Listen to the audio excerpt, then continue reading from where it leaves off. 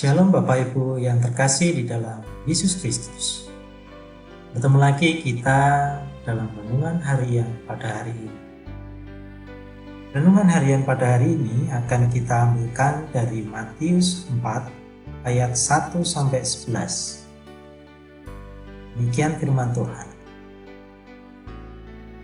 Maka Yesus dibawa oleh Roh ke padang gurun untuk dicobai iblis. Dan setelah berpuasa 40 hari dan 40 malam, akhirnya laparlah Yesus. Lalu datanglah si pencoba itu dan berkata kepadanya, "Jika engkau anak Allah, perintahkanlah supaya batu-batu ini menjadi roti."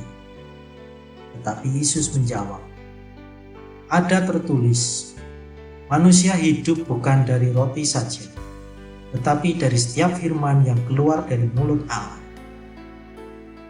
Kemudian iblis membawanya ke kota suci dan menempatkan dia di hubungan bait Allah.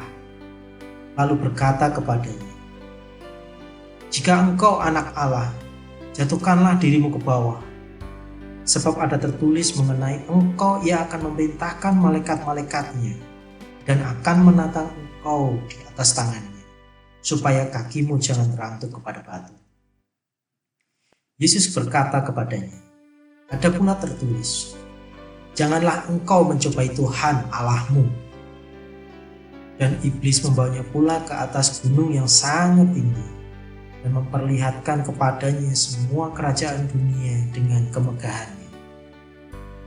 Dan berkata kepadanya, "Semua itu akan kuberikan kepadamu jika engkau sujud menyembah Aku." Maka berkatalah Yesus kepadanya, "Nyahlah iblis, sebab ada tertulis, engkau harus menyembah Tuhan Allahmu dan hanya kepada Dia sajalah engkau berbakti." Lalu iblis meninggalkan dia, dan lihatlah malaikat-malaikat datang melayani Yesus. Demikianlah firman Tuhan. Renungan harian pada hari ini kita akan berikan tema berfokus dan bergantung kepada Allah. Berpuasa dalam jangka waktu cukup lama tentu dapat membuat kondisi fisik manusia menurun. Tidak terkecuali dengan Tuhan Yesus. Dalam kondisi yang demikian, ia diperhadapkan pada serangan iblis. Iblis mencoba Yesus dengan meminta Yesus mengubah batu menjadi roti.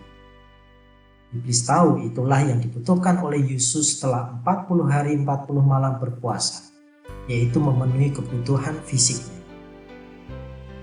Melalui percobaan ini, iblis ingin mengalihkan Yesus dari hal-hal rohani kepada hal-hal jasmani. Iblis juga ingin agar Yesus berusaha memenuhi kebutuhannya dan bergantung pada kekuatannya sendiri, bukan pada Allah. Namun Tuhan Yesus tidak terkecoh dengan semua itu. Ia tetap bergantung pada Bapanya dan tidak menuruti perkataan iblis. Ia menjawab tantangan dan mematahkan serangan iblis dengan firman Tuhan. Ia menegaskan kepada iblis bahwa hidup dan mati manusia tidak ditentukan oleh kebutuhan fisik, melainkan oleh Allah, Sang Pemberi dan Pemelihara hidup.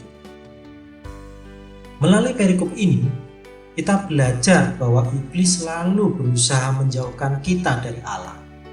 Iblis mengalihkan pikiran kita dari hal-hal rohani kepada hal-hal jasmani.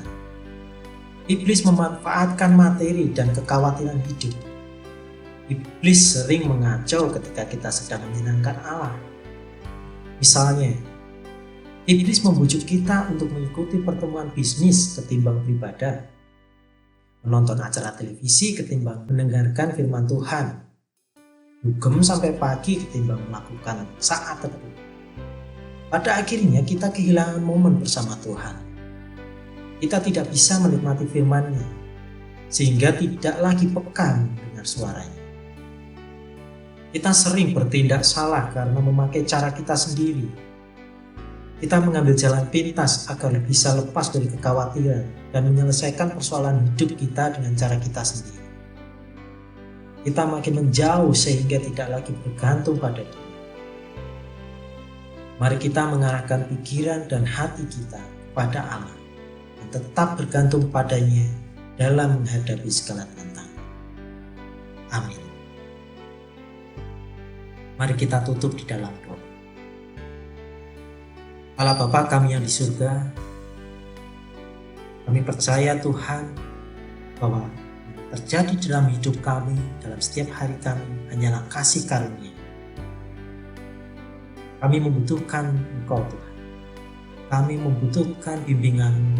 Berikan kami hikmat dalam menjalani hari-hari kami, sehingga kami makin dekat kepadamu dan kami dapat tetap berfokus pada perkataan, bukan perkataan dunia ini, hal-hal yang mengganggu rohani kami. Karena kami percaya Tuhan, kasih karunia-Mu lah yang membentengi kami, sehingga kami nantinya akan tetap dapat setia dan berada terus di samping. Tetap bimbing kami Tuhan dalam menjalani hari-hari. Di dalam Yesus kami telah berdoa, mengucap syukur. Amin.